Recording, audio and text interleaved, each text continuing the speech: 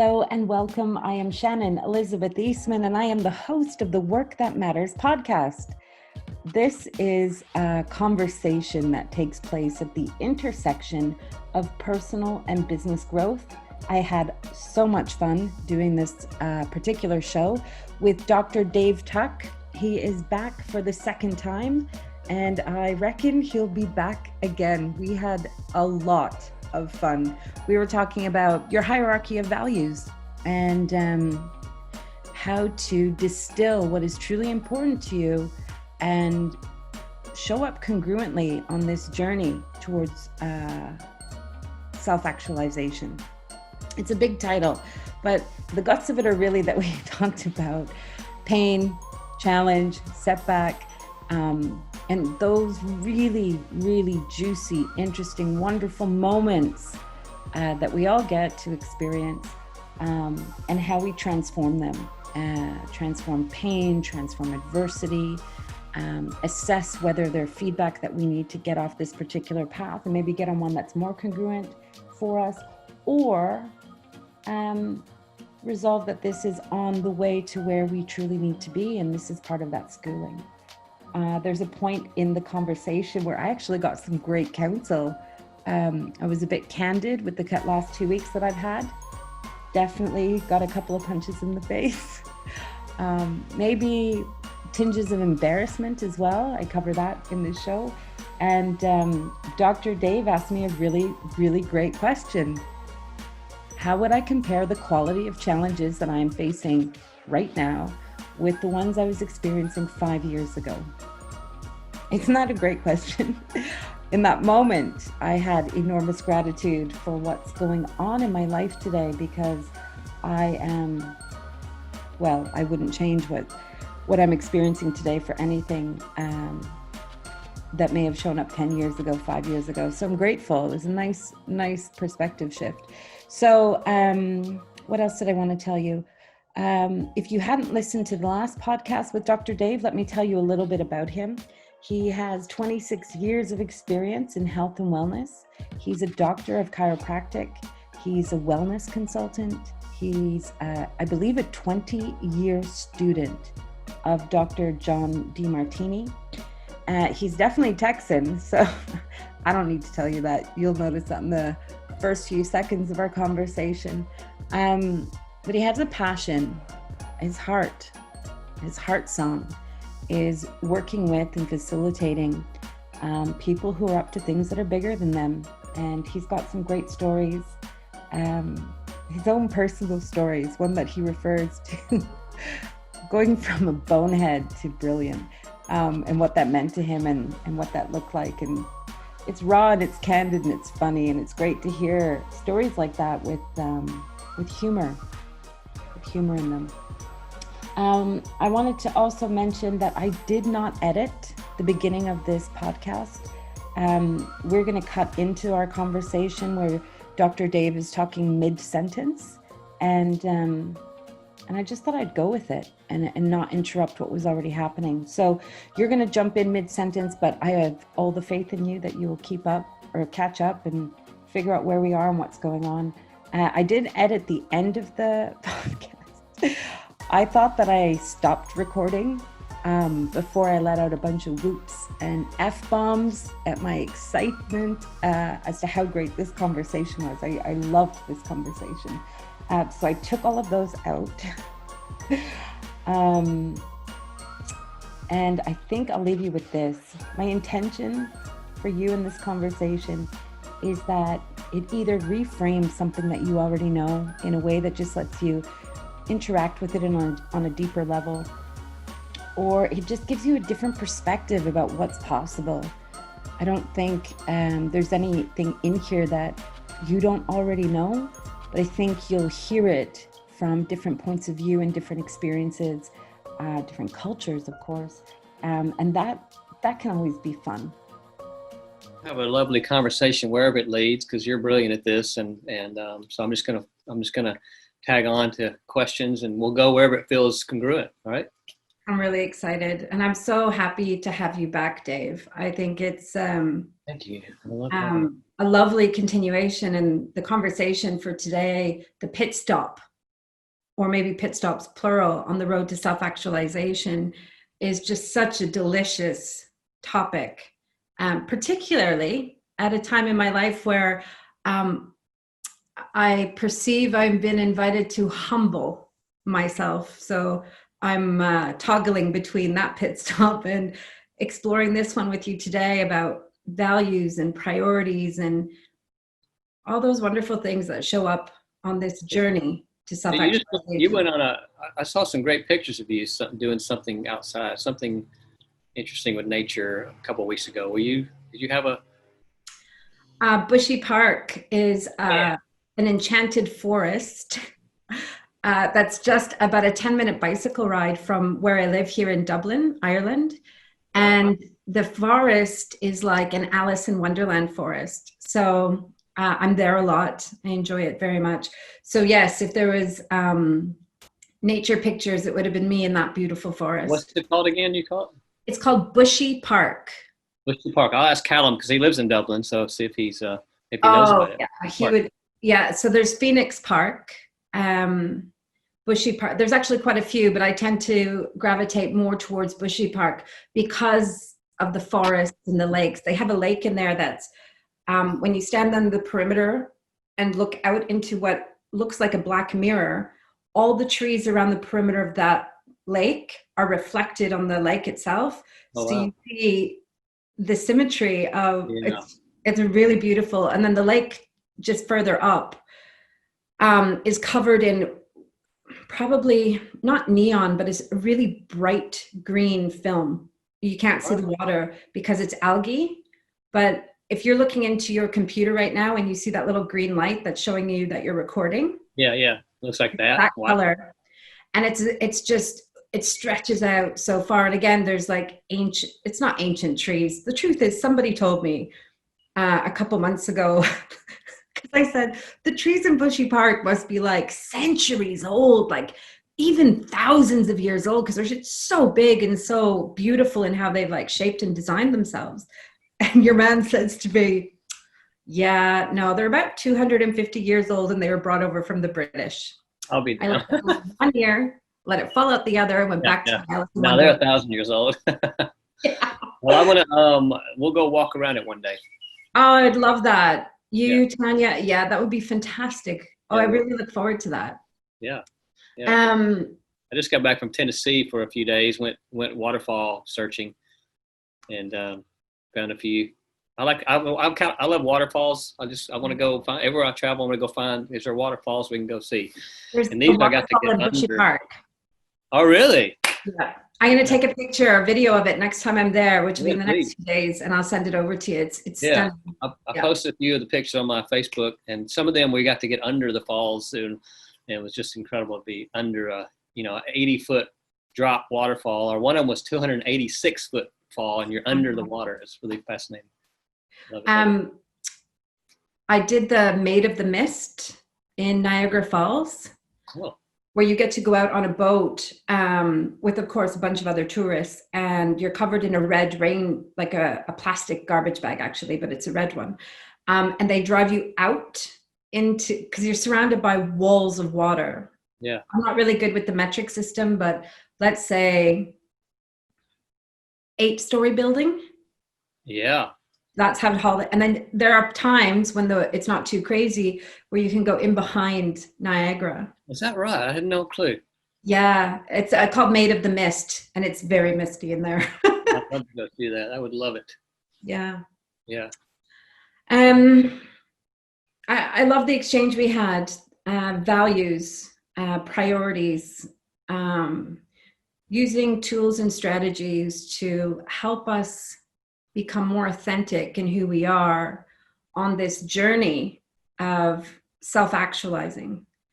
And I wanted to take just a few minutes to just tease out with you some key definitions. Like, I know Dr. Demartini refers to your hierarchy of values and the 3 core values that show up in your life based on, he does that 13 question exercise that shows you evidence of, what's really important to you, regardless of what we may think is important to us. But I think, there's other words that go around as well, like priorities, right? Priorities, drives. Yeah. Drives. Yeah. What else? Yeah. Well, yeah. So it's like, what's driving you? What are your priorities in life? And again, values. Those are the three I like to use because they seem to fall under the same umbrella, of rating things from highest to lowest. Some things are higher on your values, some things are more important, and you're driven to do more than the other things that are lower, where you're not so driven. Yeah. You got to be motivated to do the lower values, and you're just automatically, intrinsically inspired to do the things on our highest values. So let's compare and contrast that, because to be inspired, Dr. Kim Yobbs talks to me about in spiral or inspiral nation inside, is something that emerges from within. And then motivation is an external force that, unless it's applied to you, you don't really want to do it. Yeah. You keep hitting the snooze button because you're not really looking for it, get up and do it. This kind of thing, my alarm goes off once, I'm up. There's no question. I'm ready to come talk to you, but if I had to get up and do the dishes, I'm going to hit the snooze as long as possible until hopefully someone says, hey, I did the dishes. Great. Good. So then that would be the D word, delegation, or in this case, manipulative delegation. Exactly. Okay. So yeah, we've got priorities, drives, values that are like indicators or signposts that we can look at to help us better relate to what is really important to us. And so what? Like, why is that important? And if we find out today what those things are that are really important to us, aren't they going to change next month or change tomorrow when, work priorities shift, or we meet a new partner, or doesn't it have that flexibility?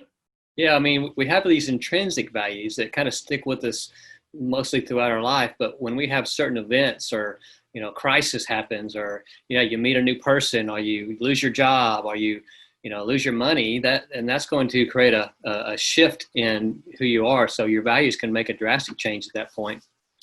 So you can find yourself, as you're growing, especially people that want to continue to learn and grow, and they're really moving in their life, you might see those shifts, and that's why it's important to continue to come back to your values, continue to come back to home. I always call it coming back to home again. Come back to yourself, recheck your values, reclarify who you are today, where you are in your life. So as you continue to move forward, you really just set that compass.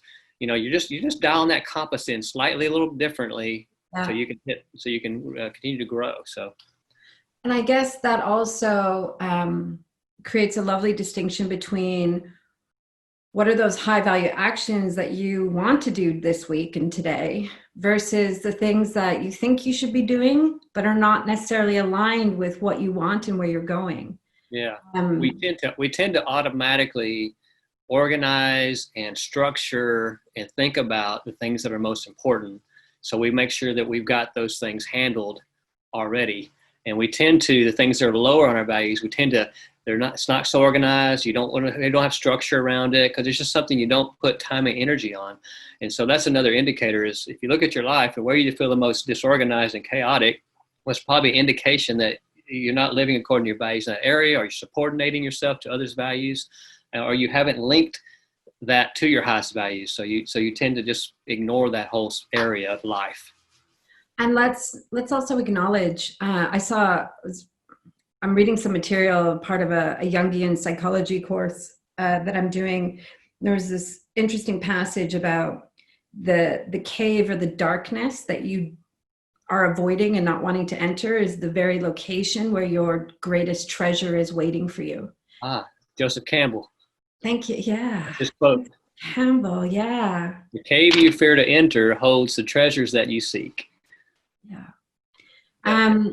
So I wanted to bring that in because a couple of things, Dr. Dave, that I've been reflecting on in the run-up to this conversation is self-actualization and personal development is chosen or embraced by very few. There's quite a few people out there that don't necessarily even have the wherewithal that personal development and self-actualization is a journey that they can pursue. Right. I don't know why that surprised me as much as it did, but it did. And then the other thing that I was reflecting on is self-actualization isn't all lights and fairies and angelic choirs. It's actually, I don't want to say soul destroying because I don't want to use hyperbolic language here, but it takes you to the mat. Yeah. Like, it takes you to the mat. And I was wondering, maybe, I don't know. And I'm mindful of not projecting here, but I wonder if there's so few of us doing it because it is soul grating. Yes. But becoming authentic and pursuing this journey of self-actualization requires you to go into the darkest places of yourself. Does it not? It does. It's challenging. It's a rebirthing process. So if you remember when you were born, coming out, it was pretty challenging. You're coming out and you're nice and comfortable. You come out in this squeezing through this funnel, and then all of a sudden you're out into the world. And it's very uncomfortable. So I think, yes, you're right. One of the most difficult things for people is you got to get out of your comfort zone, stretch yourself, learn and grow. And that can be very painful. And why would someone, and I know that we both know the answer, but I just want to explore this, why would we come out of our comfort zone? Why would we choose to jump off the cliff and free fall into the abyss? Like, why? I think who chooses that, Dr. Dave? My whole personal experience is when you have that inner knowing that there's something greater for you to do, and it keeps calling you, you can't ignore it. And it's when I went to my when I was 30 years old, I was in a space where I was doing everything I was told to do, and I would be a happy person. You get a job, you graduate school, you get a job, you serve people, you get married, you have a couple of kids, and you go to church, and you do all the things that you're meant to do, and you'll live a happy life, right? But then there was something inside that was missing. So when I went to my first, I went through a weekend course, the breakthrough experience, and I was asked so many questions, quality questions about my life. Who are you? What do you really want for your life? And are you living authentically? And when I answered those questions, it's like you can't unknow things that you've just been taught or you learn, and you can never go back. And so I think it's just this inner desire and inner knowing that there's something greater for you, and you'll do whatever it takes and travel whatever distance and pay whatever price to fulfill that inner calling. Yeah. You'll endure pain and pleasure both in order to fulfill your mission. And so once you're clear on that, you just can't go back to living a life where you're just doing what you're told and subordinating and not living your highest potential. I think that's the biggest thing that stops people is they don't take the time to get to know who they are and why they're here. And if you do that, I think you'd see a lot more people that are just stepping out of their comfort zones more because they have a direction now. I mentioned her to you before. I'm in love with her at the moment. Barbara Marx Hubbard. All right. I've been watching a lot of her content. She's passed in the last year. I think I want to say 93, but I could be wrong. She talks about this evolutionary impulse that is innate in every one of us. And she suggests that there's a life that we get to live where we continue to ignore it or not tune into it or not pay attention to it or not listen. And that tends to show up in things needing to be coerced and forced and pushed, and everything is hard, and it's like, and we say things like, if one more thing happens to me, and then one more thing happens to you. Versus her contrast, which is turning into that evolutionary impulse and saying, yes, let me co-create with you and through you. And I love that. She takes it a step further, which we don't need to elaborate on here, but one of the next steps is she acknowledges about being in service to it, the it that cannot be named. And that evolutionary impulse is how she gets to be in service to it, co-creating with it and through it. And I think there's a real longing. I think it starts out maybe as a real longing to change, I love that quote, when the pain of staying the same becomes so great, then the pain of change seems like a doddle. I'm paraphrasing. So yeah, I think, when that flicker inside you is switched to the on, you can't avoid it. And Jung talks about, your destiny shows up to meet you on the path that you choose to avoid it. Yeah. Think about how and it's also your upbringing, what you were taught, and if you're subordinating to your authority figures, through church or through your parents or through teachers, society, government, and if you parents, that's right. And so, and if you've never been exposed or never had experiences where you're asked to stretch yourself or ask, well, what's possible for your life, and you just are a sheep just following, then you're not going to ever look outside of the box. You're going to just, Dr. Demartini talks about living lives of desperation, which is you're just living life. And I've been there till I was 30 years old. I felt, I was living a life of desperation, doing what I thought I should do, but not really feeling that I'm in here and I'm connected to my higher calling.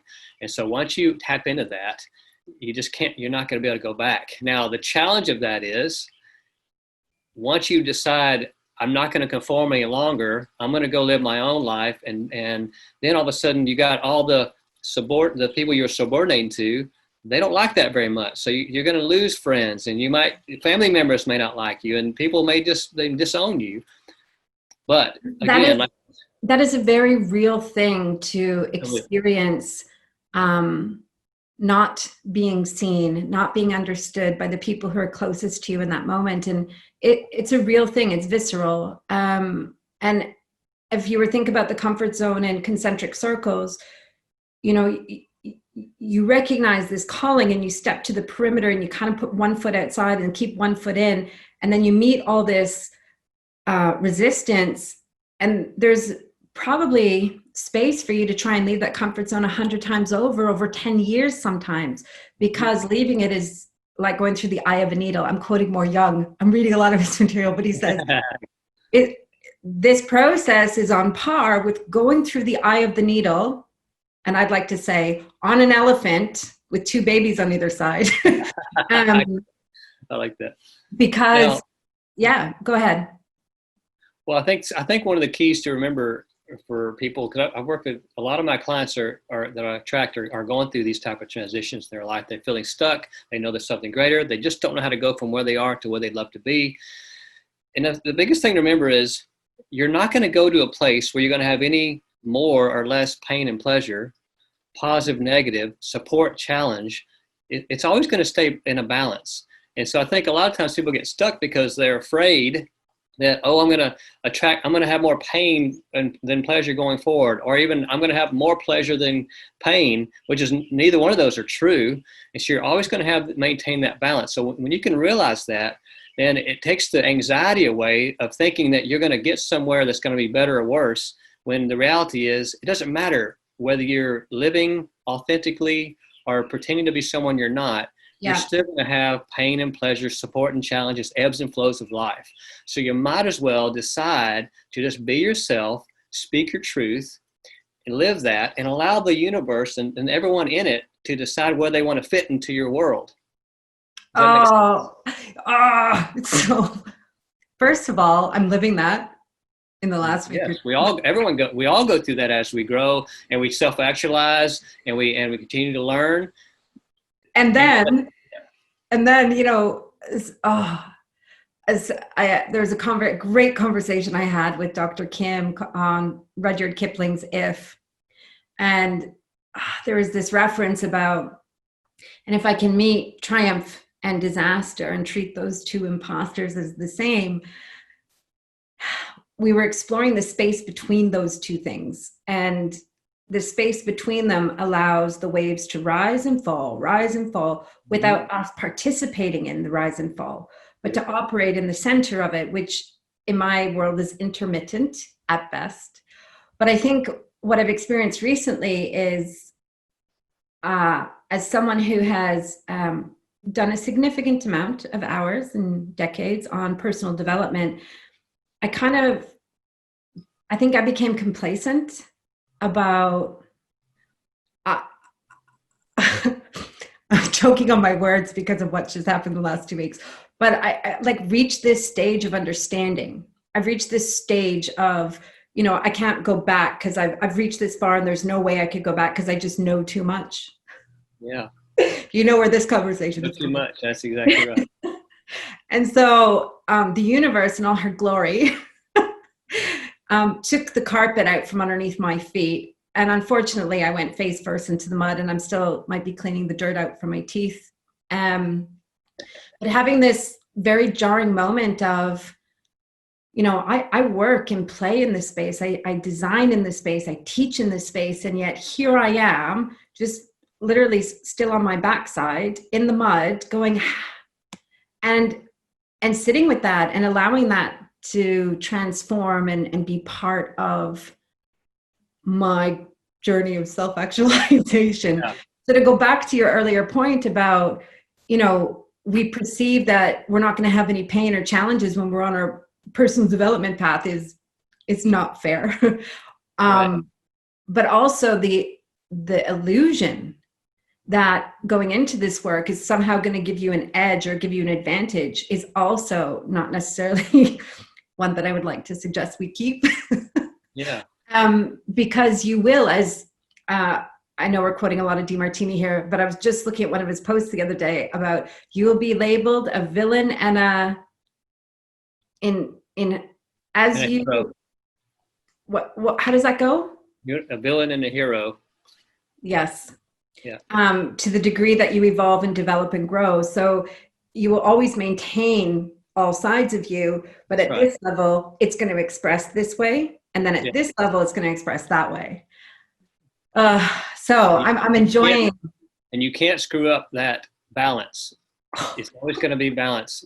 You know, so you might as well just live your life, find out who you are, what do you want for your life, and go pursue that.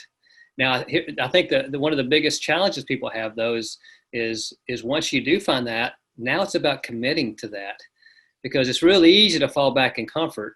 It's really easy to go back into the place where you can just not have to try to challenge yourself and just stick there. But it's that commitment that I think that is people get stuck on, is just committing to just living authentically and allowing life to flow. Practice. I'm totally projecting here, but I'm wondering if that's just practice. I reckon I take a lot more time to figure things out than most people. Yeah. And I've had to, you know, when I talked about leaving the comfort zone and then you hit the resistance and you pull back in and then you're like, I'm going to go again. And then you pull back in. Yeah. I wonder if it's practice, because I also can recall many times where I was like, this is where I'm going. But the attitude and the energy that I had was, and I'm attached to the outcome and I'm going to control how it happens. Yeah. And now, a few more knocks and bruises later, I practice not being attached to any outcome and just creating a space for whatever wants to show up to emerge, which I got to be honest with you, Dr. Dave, there's times when I'm like, nope. Yeah. And so I go through that, but it's practice. I couldn't just figure that out 5 years ago. Do you know what I mean? Yeah, I do. Totally. It is practice. And the Beautiverse is designed to give you some beautiful feedback whenever you're not living congruently and when you're not living according to your values, by giving you chaos, challenge, confusion. Okay. Whenever you're not living humility, fall on your face, all those kind of things. So which are beautiful feedback. And those are the things that people try to avoid, but it's actually the thing that we need in order to wake us up. That's because it is so uncomfortable. You know, we react. I was thinking, here's my metaphor I'm bringing into this conversation. Have you ever had a toothache? I have, yes. And there are times when you drink a hot beverage or you have some ice cream and you're like, oh, that hurts. Yes. But you really love that ice cream. That's right, yeah. But the tooth is now challenging how much you love that ice cream. And so I'm using this metaphor for emotions, because when we receive this, you call beautiful feedback from the universe. Yeah. Wow. I want to know what kind of feedback you're getting compared to mine. But it almost is on par to that electricity that you feel in your tooth. And it's like, oh, not sure that's good. And yet here we are having a conversation that says, that's the feedback you need to go and sit in, explore it, go deeper into it. Yeah. But logic says, no, baby, you need to run away from that. So it's a psychological shift in what some would call common sense. It's a paradox. Yes, and it goes back to, is the pain of staying where you are greater than the pain of shifting and changing and growing? Because you're not going to run away from pain. You're going to have it either way you go. So which pain? So you might as well choose your own challenges. Otherwise, the universe is going to give it to you anyway. So if you don't choose your challenge, you're going to attract chaos, confusion, challenges in your relationships. You're going to attract it in your business. You're going to attract it in your finances. You're going to attract it in your health and well-being. Yeah. Somewhere in your life, you're going to attract it. So you might as well choose your challenges and go tackle those. You can't hide from them. There's a value or priority in your life. I don't mind which label we use, which area of life should we focus on? Relationship, business, finance? Business. Business. Yeah. So, that's a great one. Full of obstacles, full of setback, full of challenges, full of disappointment. And so you say, what my heart truly wants is to pursue either a new business or the next level in business. And then off you go.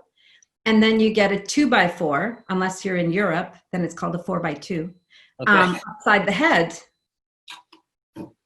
And in that moment, there's a decision to make. Is this feedback that's telling me I'm on the wrong path and I need to go do something different, that this is not what I'm meant to be doing? Or is this part of Emerson talking about the schooling of life that causes friction and transition in you so that you can grow into the master version that gets to have the successful business? Like what constructs or tools does one use in that moment, upside the head with the 2x4, to go, which one is this? How do I know which one it is? Yeah, and I would think that there's not one successful entrepreneur out there that hasn't had plenty of 2x4s in the head. And so to me, those 2x4s in the head are doing exactly what you said. They're getting you to ask the quality questions. Is this an inspired destination I'm trying to reach? If it is, then great. What can I learn from this and keep growing? Or do I need to tweak this some? And is this not exactly where I need to go? Is it something else? So I think those things are great feedback to get you to ask the quality questions. Is this aligned with who I am? Am I tapped in my purpose? And if it is, then bring on the 2x4s, because every time you get a 2x4, you're going to learn a lesson. The greater challenges has the greatest lessons. And so I think it's about embracing and learning to embrace those challenges, knowing that you're going to have them come. And when they come, it's about staying poised through those challenges by asking the quality questions. Instead of letting them throw you down, knocking you back, discouraging you, what can I learn from this? How is it benefiting me? They hurt. Oh, did they ever hurt? Sometimes they need to hurt. They're excruciating. They're designed to hurt because that's what wakes us up is pain. We don't change when we don't have some type of pain. We need pain. We need symptoms to get us to shift. If we didn't have those, we would stay stuck. And I don't know about you, but just from what I know of you, you're not the type that's going to stay stuck and be in one place. You're continuing to evolve and grow. So challenges, humbling circumstances are going to continue to come your way as feedback just to learn. So it's about loving them, embracing them, and not getting discouraged by them. Playing with them. Playing with them. Great point. Making it fun. Simon Welsh, brilliant mind who does some really extraordinary work. I heard him talking one day about stepping outside of whatever 2x4 you've just been hit with, using, the observer self, the part of us that's watching us having this conversation. And in that observer state, just looking and go, oh, there's my cute little pattern again. Didn't know it was still there. Yeah. But just, enjoy playing with it and enjoying and having fun with the 2x4s. And then I tell my clients that, to step back, take a look, and find the world interesting. Well, that's interesting that I attracted this again. What can I learn from it? Well, that's interesting. This person got upset with me for this here. Well, that's interesting, because the world is a very interesting place. If you just step back and take a look and not be attached to it, you're not attached to the outcomes, you're not attached to people or places in your life, but you just find it an interesting place to live and manifest. So, because it's a playground for us. I think, inadvertently and maybe unintentionally, Dr. Dave, we have described 3 pit stops on the journey to self-actualization, which is what I had you on here to talk about today. You said before I hit record, so I just want to bring it back in. You said, it's important to remind ourselves that self-actualization, it's not at all about the destination, but it is absolutely the experience. I think it's about being able to live a fulfilling life as you're on your journey to self-actualization. And I think one of the keys, I always say that the portal to fulfillment is self-love. And so a big piece of the puzzle is about knowing yourself, being yourself, but also loving yourself to that degree that, you're willing to do. Yes. Do let's unpack that. Okay. I'm hearing the Delphi Oracle and Socrates in my right ear. Know thyself, be thyself, love thyself.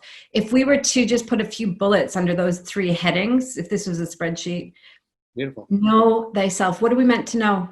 Who are you? Why are you here? So what are your values, drives, and priorities? And what are you doing here? What is it you would love to accomplish in your life? What's your purpose? To me, that's the core of knowing who you are. I would add something to that, if I may, only because I'm in love with Barbara and I'm listening to her a lot. Know that you have an evolutionary impulse innate in you that is inviting you to turn into it and say yes. Know thyself. Be. What is it? What are the 3 bullets under be thyself? I think one of the keys is speaking your truth to yourself, but also to others in your life, and then making the commitment to just live your life, be you, because you're the most qualified to be yourself. And when we try to be someone we're not, again, we attract people. So I want to play with this a bit more. I've just thought about this in this moment, so it might come out a bit rough.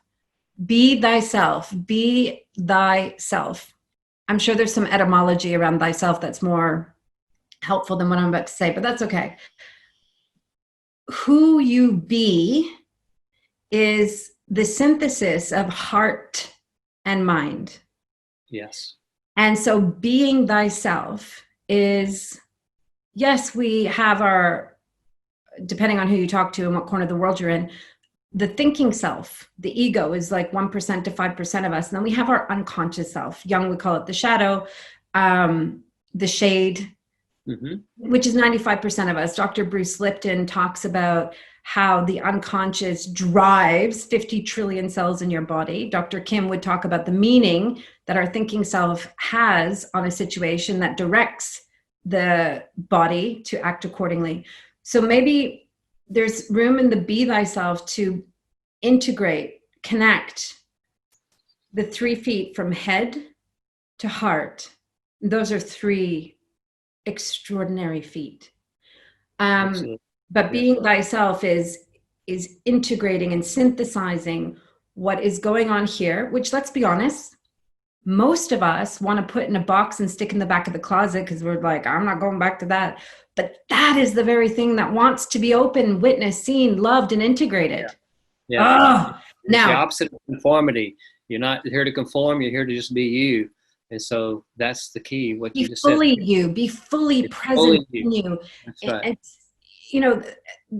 Whatever is going, so I'm not sure who said this, but whatever you repress will passive aggressively express in your life. Yeah. And so I am absolutely deeply committed to not repressing anything, to feeling all of it. I lost a friend, a dear friend in just a few months ago, Joe Guthrie. Yeah. And instead of doing the work to collapse that, as Dr. Demartini would have us do, I wanted to feel all of it. I wanted to feel the sadness and the grief wash over me, and purge it. so that I could be more present in my heart space and my body, which I want to add to the be thyself column. Okay, I'm going to move on. I do think a good point on that is, and it's okay to feel those. And I think we need to feel those emotions temporarily to learn. It's just about, you don't want to live in that space. You want to pass through that space, learn, and continue to grow. Yeah. There's so much, like, those are the feedback, like the emotions, the reactions, the electricity, the tooth pain metaphor, when you're like, ooh, that is the moment that you want to go in to the dark cave and find that treasure. That's it. Define the 3 bullets under love thyself. Gratitude for what is as it is. Not better than it is, not worse than it is, but just as it is in this moment. Exactly how it is, which is challenging sometimes for people who feel like they're stuck and they want to go somewhere else. But the key is, it's not about running towards something else. It's about loving where you are, and then creating a plan to go somewhere else. But so let me replace where you are with the metaphor that we're using here, which is tooth pain, which I think is universal. So now talk about, people want to run away from tooth pain. Instead of learning and loving it, embracing that. Yes. That's why so few of us do this work. Yeah.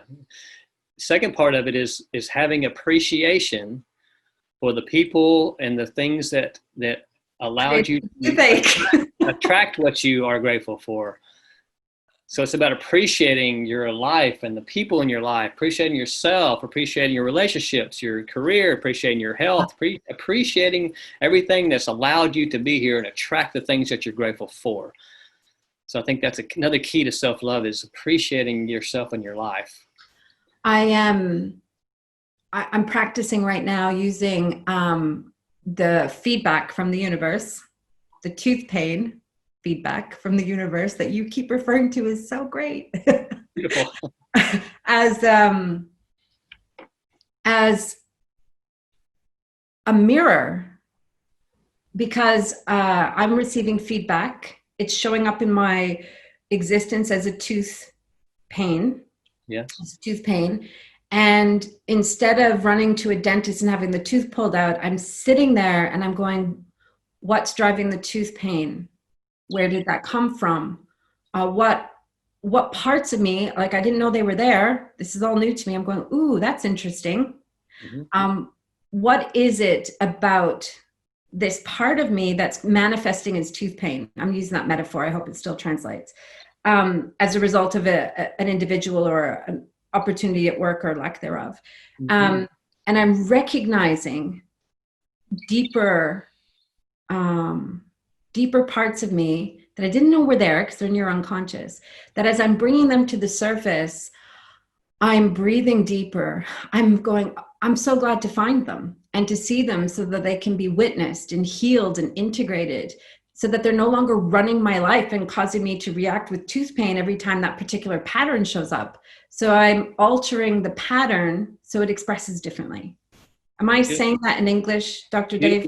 No, beautifully said. It's beautifully said. I think you're exactly right. It's appreciating those. It's recognizing that if I don't go into that tooth pain, then every time this particular thing shows up in my life, my reaction is going to be the same old pattern from the last 100 years. I exaggerate, but you get the point. Whereas when I go into the tooth pain, I can see more clearly what's driving the tooth pain, and then I can alter or heal or integrate or go to therapy or whatever I need to do. I'm sure there's 1,000 things, but I'll do something that alters what's going on in there so that it expresses different. The next time it shows up in my life, it won't be a tooth pain. Exactly. Yeah. And sometimes we're taught, when we have tooth pain, take a pain pill or take a drink or do something to... whiskey. Mine would be whiskey. Exactly. And so it's like having back pain. You take a pain pill. Have you fixed your back pain and learned why it came? You have not. And so it's about embracing the pain, learning what it's there to teach you, because it's a feedback. It's your body's symptoms. And then you can grow and learn, and then go to your next challenge, because it's not going to stop. You just have you can transcend that one on to the next one, on to the next one, on to the next one. You told me this beautiful story about what led to your practice, your accident. And right. I remember you telling me about the pain you were in, and you went and saw a doctor, and they gave you a prescription and you were like, how is that going to fix the damage? That's right. Isn't that what led you to go to university and open your practice? It did, exactly. It didn't make sense to, how can I take a pill that's going to fix my neck and back? Then I went to a chiropractor and he explained the cause of it and how it's going to be corrected. And I was like, that makes sense. Let's go do that. I want to do this for people. I want to teach them wisdom on how to heal themselves naturally without taking pills and covering things up. And it's sitting with the tooth pain until you understand what's driving it. Yeah. But then you've got a percentage of people who, oh, take a pill for this? That makes sense. No problem. And so you're going to have both. You're going to have all degrees of people. And so it's a matter of following what's right for you. If you're to take that and translate it over into an area in relationships, you know, you're in a romantic relationship. I'm not going to talk about parents. I think that's a slightly different dynamic. But if you're in a romantic relationship and your partner does something that causes a shimmer of tooth pain to show up in you, then I think the same application can be applied by looking at why it caused you to shimmer, not because they did something, but because whatever they did caused a reaction in you to invite you to go and discover more unhealed parts of yourself that when rubbed the wrong way, cause you to shimmer with tooth pain, because it's not the partner. It's not the partner at all. It's your old wounds that you may have done 100 hours of work on that are still there. That's right. And this beautiful soul has just showed up to go, hey, it's time for you to grow more and clean up this other area of your life so that you can be more free, more complete, more aligned, more love thyself. So loving thyself. And appreciating yourself for the wisdom of attracting the perfect person to help wake you up. Because you're in the matrix as well. It's not just them coming to you, you're attracting them as well. So you attract the perfect person. So it's a matrix of both. Because most people would not be able to cause a shimmer in us because they're not close to us. They're not important to us. They're not connected in a heart space way that allows them to have access to the more sensitive bits. And so you attract a person into your life that is an ideal catalyst. Yeah. A beautiful soul that really, I mean, it's probably unintentional most of the time, but are compelling you to grow up and level up and be a better version of yourself so that you can have a more healthy relationship, so that you can love more and more of yourself that you didn't know was there and wouldn't have known that was there if that person didn't show up in your life. Beautiful. And you'll only allow yourself to be loved from the outside as much as you love yourself on the inside. And so it's all about learning to love yourself more on a deeper level when you're just living your values, being yourself, committing to being yourself, and then loving yourself fully for that. So self-love is a portal, I believe, to really having fulfillment in life, is just loving yourself wholly, which then allows you to allow others to love you as well. Loving yourself fully, your wobbly bits, your broken bits. All of it. Because, you know, it's easy to love the easy bits. Yeah. But loving yourself fully, in my world at the moment, how I'm practicing that is through a meditation where I just invite whatever part of me wants to be seen in this moment, wants to be healed, wants to be integrated. And then sitting with that same 3 questions over and over until something emerges, and it always does because there's a lot of shit in there. The layers of the onion never end. They always are there. And witnessing it and observing it. And then whatever, you know, stuff that we want to do to reintegrate that so that it's not running our lives, but it's enhancing and enriching it. And it's that transformation. Energy cannot be created or destroyed. It simply changes form. So when you take that part of you that's so broken and vulnerable and you do the work on it and transform it, then it goes from dense, heavy tooth pain to enriching your inspired self on your journey of self-actualization. Perfect. Well said. Yeah, you're right. Am I coming across in English? Absolutely. Perfectly.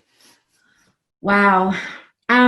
We were talking about a moment in your life where you were invited to go from bonehead to brilliant. I love that story. And I love that title. Do we have time for you to bring that Yeah, into this well, I mean, this conversation? was, I think it goes back to when I was 30 years old, and I was, Yeah. again, I was about 6 years in my practice, and by the time I was 24 years old, I was already married, and I graduated school. I already opened my practice. I think I had one baby already, and another one on the way, and I was doing all the things that I was told when I was young, that if I do these things, then that's a fulfilling life. That's what you're here to do. Is just go follow what everyone else is doing, and you'll be fine. But I wasn't. I was feeling like I was a stranger in my own world. Kind of. I didn't know what it was. Just sitting there going, okay, it just doesn't feel right. I've got a successful practice and marriage, and everything on the outside looks And really this good. void, this hole in your There's a chest. hole there. That's Yeah. right.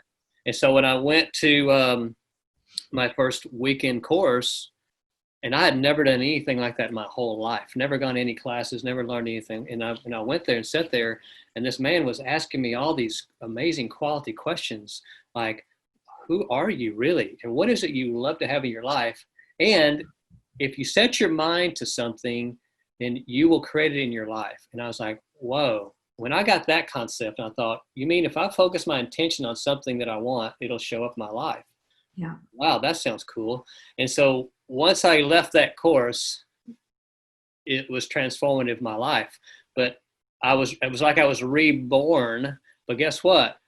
Now all of a sudden I've got challenges in my relationship. Now I've got challenges in my business. I got challenges financially. I got challenges physically, because I'm going through a metamorphosis of shifting who I am. All of a sudden I find out more about who I am and why I'm here. And I look around going, this doesn't fit. Yeah. What do I do about this? And that, I think, is one of the biggest challenges for people as we grow and self-actualize at later in life, is that you've already created a life around a certain identity. So now you've shifted that identity, which means that everything's going to shift. And so to help navigate, I love helping people navigate through those transitions of growth, because sometimes it means your relationship might have to change, or it means it grows even greater. Your business might change, or it means it grows even greater. It's going to be up to you, really. So it's about, I love helping people navigate those challenges, because it's a really tough road of self-actualization. It's not the easy road. Dr. Dave admitted it's excruciating. It's got its painful moments, but it also has its pleasurable moments. It's of course it does. Yeah. But it sure feels like that tooth pain is sure the hell is hurts pretty bad. So it's so that there's going to be an equal pleasure coming, if it's not there. I mean, it's already there in your life. So whenever you're feeling pain, stop and go, where's the pleasure? Because you're not going to have it isolated. The tooth hurts, but where's my pleasure? It's always simultaneously happening. We just don't stop and look. We focus on the pain and not think, well, where's my pleasure in this exact moment? It's there. You just have to stop and look. And when you do, you realize, oh shit, nothing's missing. I'm having pain and pleasure again. Great. Next. I don't know if I'm a next person. I'm the person who's like, you know what? Simon Welsh, I mentioned him again. He said something really, really interesting to me, let's say 2 weeks ago. My thing is, anytime I feel an emotional reaction, I go and do the work. And for me, that literally means sitting quietly. I play Gate Gate by Diva Primel. I burn some essential oil, and I go, what is the why behind my why? What is the pain behind my tooth pain? And I go in and I look for the root, and as Simon would suggest, I weed it. And he's like, you're insanely good at weeding your garden. Yeah. Why haven't you planted anything in that garden now? Like, there's no rose bushes, there's no trees, you got nothing going on. So I just have like this dirt. I see. Yeah, it was great. It was a nice big, actually, see, that's what I would call great feedback. So that's great feedback, not necessarily the tooth pain feedback. But, yes, go and find the opposite. Where is the pleasure simultaneously in this moment of tooth pain? And also, what does this tooth pain want to offer me? Where's the gift in this tooth pain?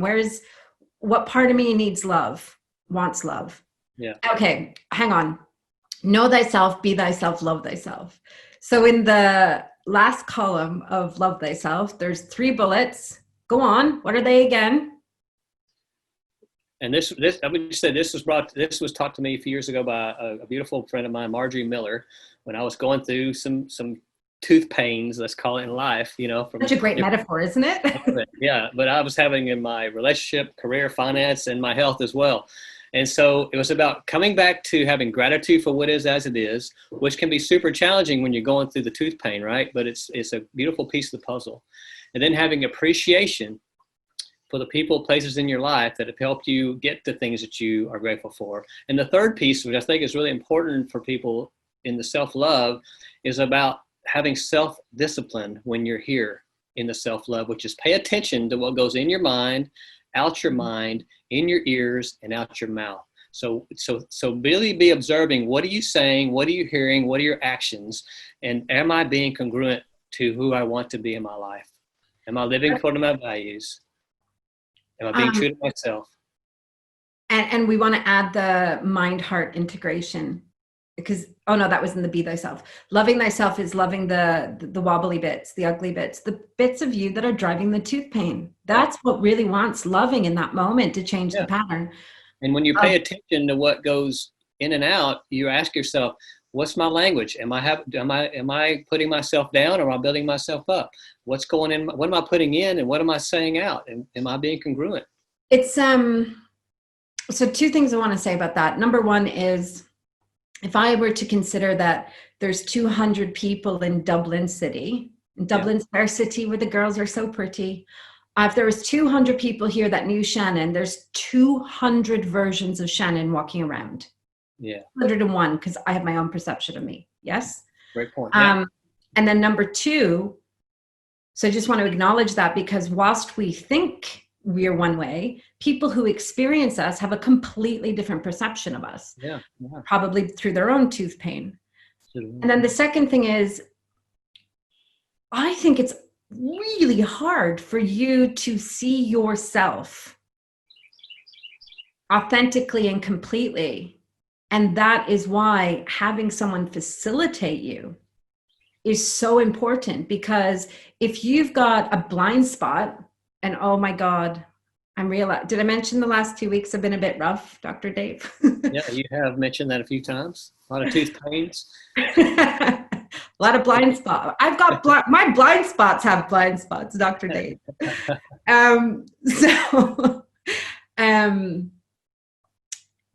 When you're in the middle of a big fat blind spot, it doesn't matter, and I'm projecting myself here. It doesn't matter how I've done this work for well over a decade, tens of thousands of hours, and I'm in the middle of one of the biggest blind spots that I've never experienced before. This is totally new to me. And I struggle to step out and observe myself and see myself and work myself. Yeah. So I want someone to come in and be able to see what's going, and be like, hey, shift your head this way, kid. Do you see that over there? Yeah, go sort that shit out. Yeah. I can't see it. We use the proverbial term mirror. And it's great that, I can meet you. You're my mirror in this particular moment today, and I'm grateful for it. But sometimes, did I mention I'm a bit thick? It takes me a bit longer. Sometimes I need somebody to come and grab me by the hair and be like, no, hey, look at this. Pay attention. Pay attention. You're not seeing it. So I need that. And I think there's such a powerful place for doing the work yourself and being able to call someone who's an expert, a master in their area, and say, you come and facilitate me because I can't see it. Yeah, I just don't know anyone, and I've read a lot of biographies of some people that are super successful. I don't know anyone who hasn't had a mentor, a coach, a consultant, someone to help them see things that they just couldn't see because they're in the middle of it. So everyone needs that. If you're wanting to grow and learn and shift, we need that person. We need those people in our lives, and that's super important. So I appreciate you doing these types of interviews, because I think when people hear this, it gives them permission to struggle and have pains, but not stay stuck. But let's keep moving forward. Yes. Oh, permission to struggle granted. I'm giving that to myself. We have permission to struggle and have pains and to be upset, and that's part of life. And if I'm embarrassed. Yeah. I'm embarrassed. So I'm definitely feeling that these last 2 weeks. And it goes back to, I have diligently applied myself for such a long time. And here I am in a position that my fantasy, my illusion about myself is, I shouldn't be here because I've evolved past this place. And then the universe is like, ha ha. Yeah. Well, if you look at the challenges you're going through today versus the ones you went through 5 years ago, the ones 5 years ago now seem so simple. And then 5 years from now, 5 years from now, you can look back at today going, shit, that was a breeze. It just doesn't feel that way when you're in it. So just, know that that's a part of the evolution of you. There must be some really major lessons here and meaning that if you're going through some major learning lessons, that means you're going to be getting information that you must be needing to teach others this same stuff. So thank you for going through your challenges so you can share it with others as they go through your challenges. That's really, like, I can feel my body has just softened. My breathing has changed. That's really, which is a part of your mission. You're here to help people grow and learn, right? So in order to do that, you've got to go through challenges to learn so you can teach others when they're going through the same stuff. Well, I was thinking more about if I were to look at the challenges that I'm experiencing at this moment in my journey, and I were to compare them to the challenges that I was experiencing 5 years ago, that is enough to have tears of gratitude. I am so in love with the challenges and the invitation to be embarrassed and level up and grow and everything else that comes with it, because it always comes with it. So yeah, that's you can also change their name. You can call them opportunities instead of challenges, and that kind of feels different as well. Yeah, no, I like it, and I do like it, and it reminds me of the beginning of this conversation where you said, when you get congruent with who you are and you know thyself, be thyself, love thyself, you're still going to have pain and pleasure. It's going to look different. That's right. And I think this is an example of that right here. I've been on a path of self-actualization and committed to being in service to it, whatever that is, that cosmos, that divine order.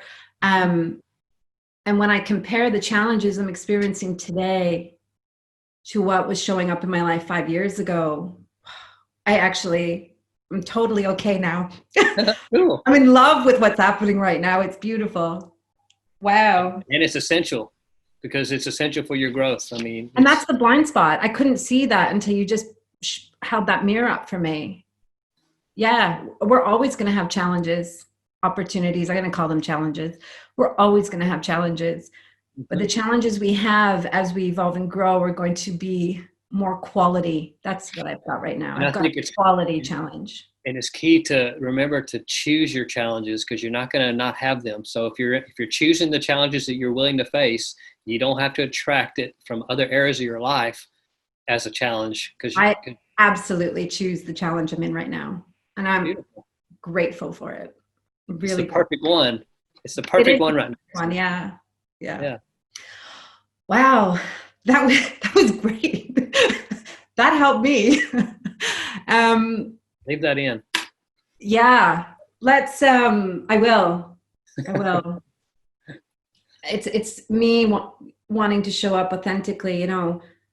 Yeah, life is great over here. When I'm talking to you, I feel you're super congruent. You're super authentic. I feel you're being real, and I love that about our conversations, because this is something that you're meant to be doing, which is helping teach and serve and gather information for people. Yeah. Expose, not teach. Expose, beautiful. Expose, not teach. Share. Yeah, just keep exposing yourself. That'd be great. Yeah, permission to not get it perfect and still be okay with it. because that's reality. I mean, that's how life is. Isn't it just? So you might as well teach reality for people and not give them some fantasy that it's going to be different. But that's a whole other actually, and now I know the next topic. That's the next one. Yeah, there's plenty. Give me some final thoughts. Like, we've had an extraordinary exchange here, Dr. Dave. What do you want to leave our the chap who's listening to this, the gal who's listening? What's the takeaways? I think a couple pieces would be around self-actualizing is not something, it's not a destination you get to. I think it's points in your life where you feel self-actualized, and then you go to the next level and you continue to learn and grow.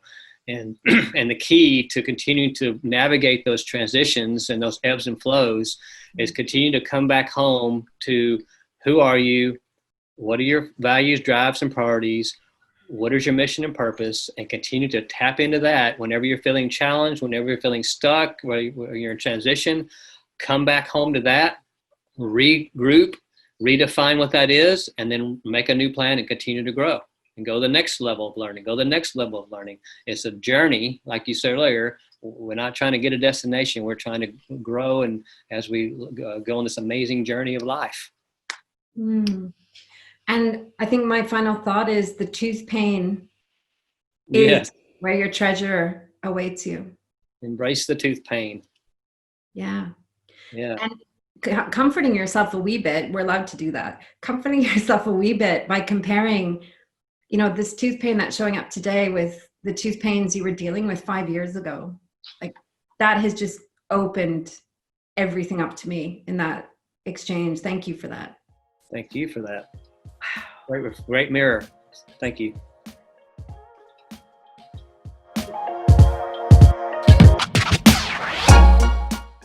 The Work That Matters podcast, it's brought to you by ShannonEastman.com.